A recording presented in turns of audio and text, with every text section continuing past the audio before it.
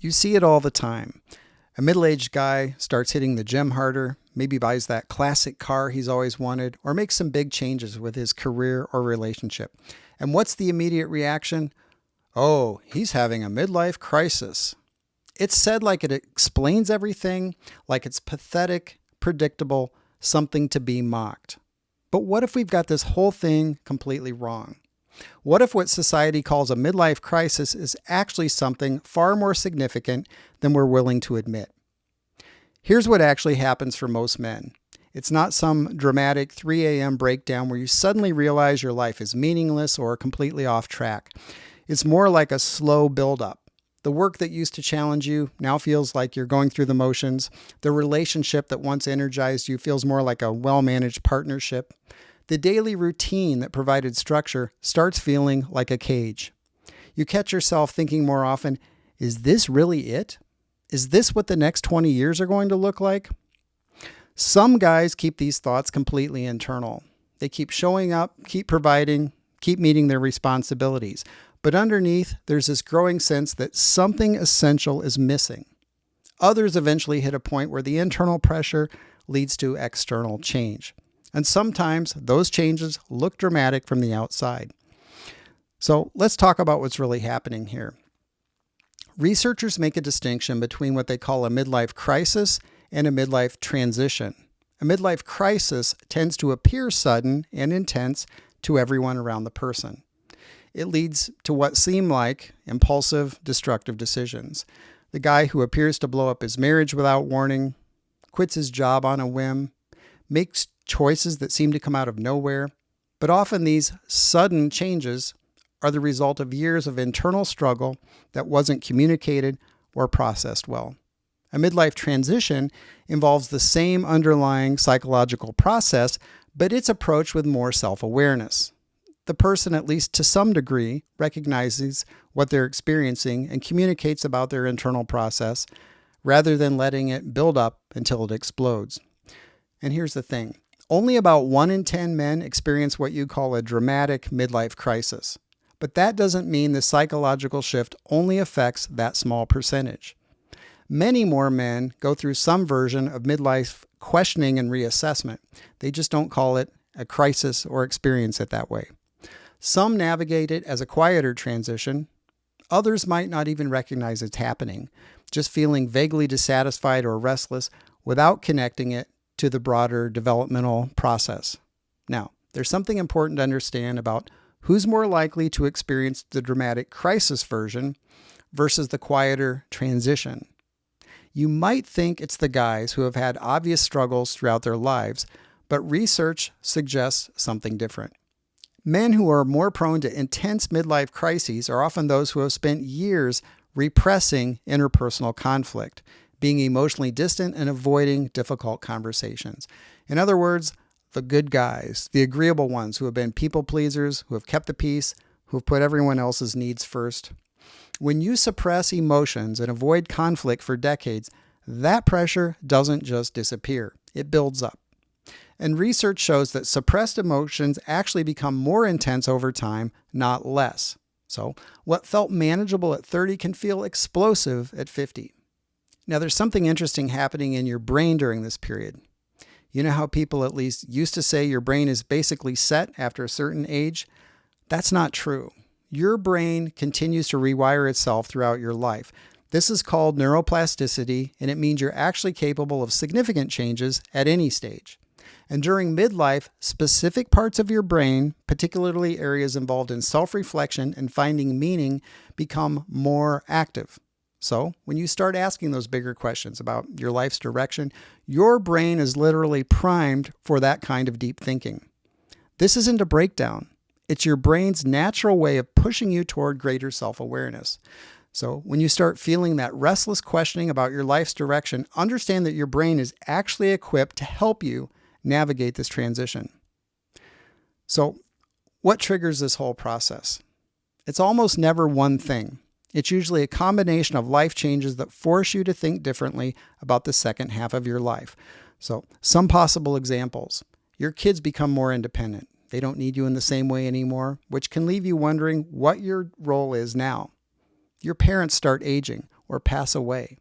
Maybe a friend dies unexpectedly. These events remind you that time isn't unlimited, and it makes you think about how you want to spend the time you have left. Your body starts sending different signals. The recovery takes longer. Things ache that didn't used to ache. Your body is reminding you that you're not 25 anymore. And then there's work. The career that once felt challenging might now feel routine or meaningless. And this isn't just you, by the way. There's data showing that nearly half of men in their 40s and 50s are thinking about reducing their work hours or making significant career changes. Many are burned out and have started questioning whether traditional success metrics actually mean anything to them. And let's talk about the relationship piece, because this is where things get complicated. For many men, this midlife reassessment includes some difficult realizations about their long-term relationships. So, you look at your marriage and you realize you become more like roommates than lovers. The connection that used to be there, if it ever was, feels like it's faded. And you start wondering, are we staying together because we genuinely want to be together, or because it's what's expected?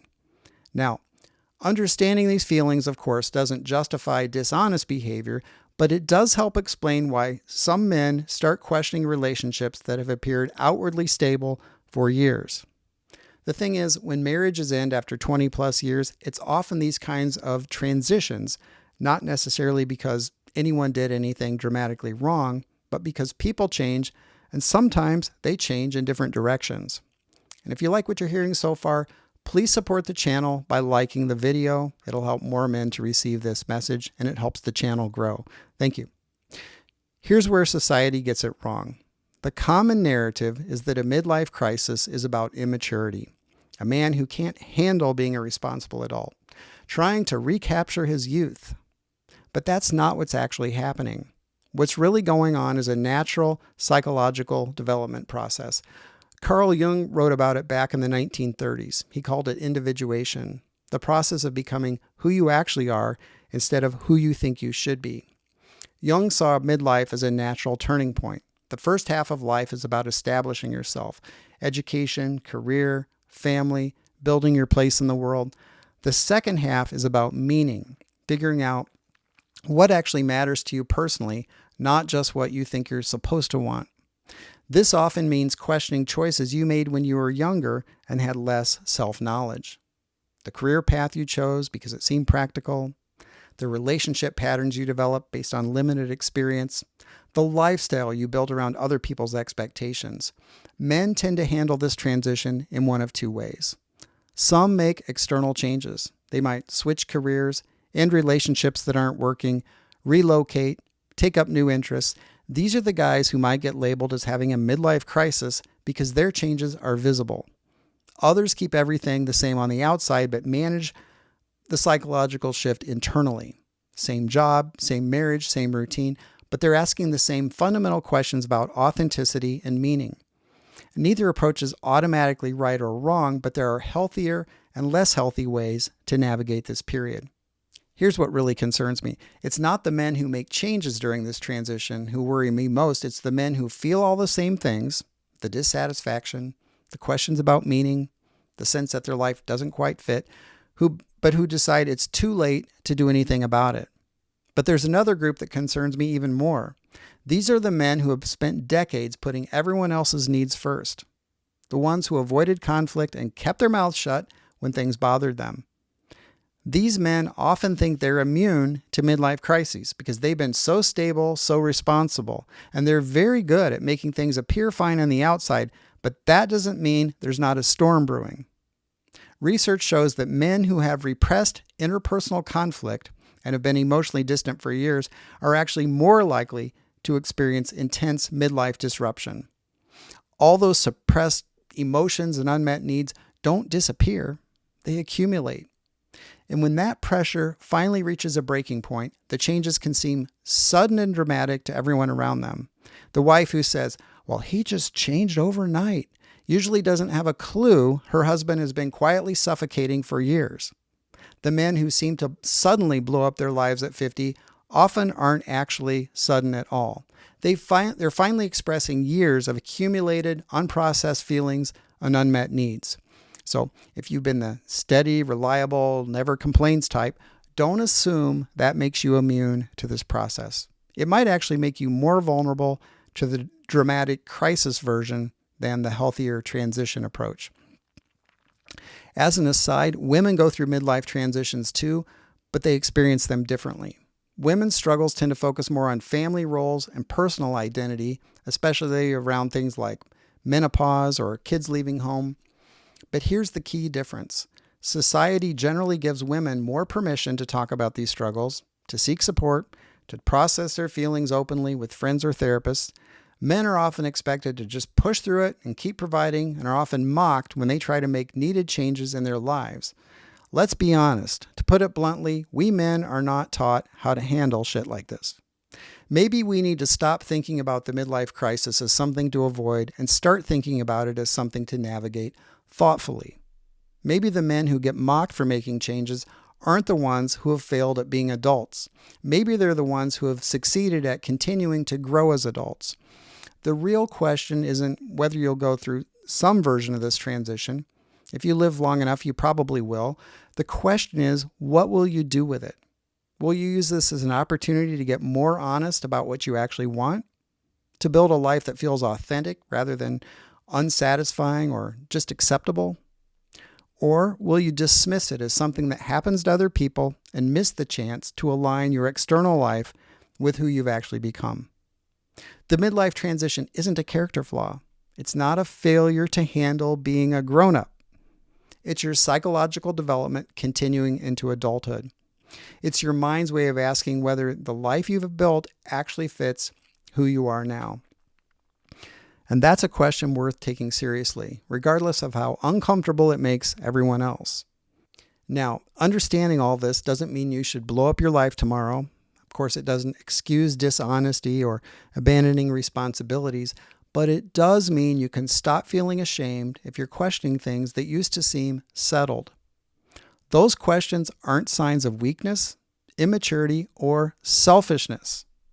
They might be signs that you're ready to live more authentically in the second half of your life. And if you recognize yourself in what I've described, if you feel that internal pressure building about the life you're living, you essentially have two choices. You can continue suppressing those feelings and likely become increasingly miserable and depressed over time, or you can acknowledge that something's got to give and address it consciously. The most constructive approach is to first acknowledge what's happening to yourself. You're not crazy or abnormal for feeling this way. This is normal psychological development that's been building for years. Then, instead of continuing the pattern of suppression that got you here, try to communicate honestly about what you're experiencing, especially if you're married or in a long-term relationship. And I know this probably is the opposite of your usual approach. If you're someone who spent years avoiding difficult conversations, it's not easy, and I get that. I really do. I used to be in that spot too, and I made a lot of mistakes. But you'll probably respect yourself more, and I'm saying this because of some of my own personal regrets, about how you handle the situation someday if you navigate it thoughtfully, even if in the end it means you still need to make big changes in your life that others won't like. The alternative, letting years of suppressed pressure explode into impulsive decisions, usually causes more damage to everyone involved, including yourself. What's your take on this? Have you been through something like this? Or are you in the middle of it right now? Drop a comment and let me know. I would really like to hear from you about this. And if you're interested in more honest conversations about what it means to be a middle-aged man who's trying to live more authentically, be sure to subscribe.